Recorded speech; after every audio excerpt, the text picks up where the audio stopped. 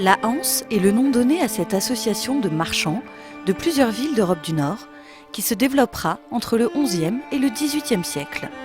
Elle donnera lieu à divers échanges commerciaux, mais aussi humains et culturels, et le port de La Rochelle en deviendra une étape incontournable. Retour sur ce pan d'histoire méconnu mais fondateur qui nous permet de comprendre La Rochelle d'aujourd'hui. C'est le début du XIIIe siècle, quand les commerçants de la Baltique, et notamment les petites villes de Lübeck, Wismar, Rostock, Hambourg, Brême, s'unissent, quand ils naviguent pour éviter le piratage. Donc plus ils sont groupés, plus c'est facile de se défendre.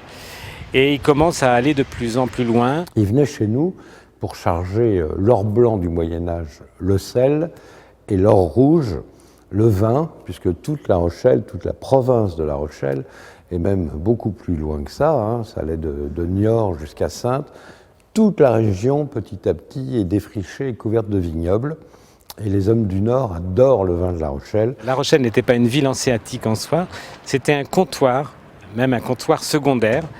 C'est le terme exact, comptoir secondaire de la Ligue hanséatique. Le premier sceau de la ville, c'était un coq médiéval, comme dans la plupart des villes hanséatiques. Et ce bateau représente le grand cargo de l'Europe du Nord.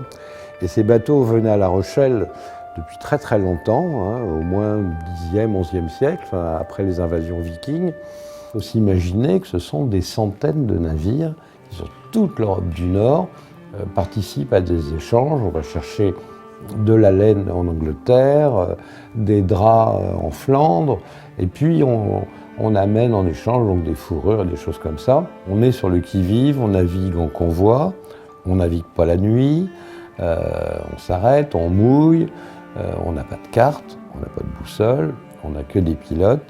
On est vraiment très attentif au changement de temps, au changement de marée. À La Rochelle, on pense que la plupart des bateaux mouillaient un peu au large et qu'il y avait des plus petits bateaux qui venaient dans le port. On attend de faire les chargements de sel, de négocier tout ça, ça prend un petit mois. Pendant ce temps-là, les marins se répandent dans les faubourgs attenants à la ville, quartier Saint-Nicolas, quartier Saint-Jean, où il doit y avoir des tavernes et l'ambiance ne doit pas être triste parce que quand on a quelques milliers de marins de l'Europe du Nord qui viennent attendre là, dans une ville qui produit du pinard, ça devait avoir une sacrée ambiance. D'ailleurs, c'est les mêmes quartiers dans lesquels on continue à faire la fête. Quelques traces subsistent en ville. Place de Verdun, par exemple, avec cette maison, avec ses pignons à redans.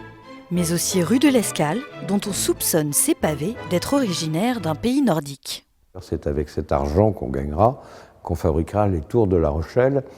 Et il faut bien dire que ça représentait des investissements, ça représentait beaucoup de richesses. Que reste-t-il de ce patrimoine aujourd'hui ?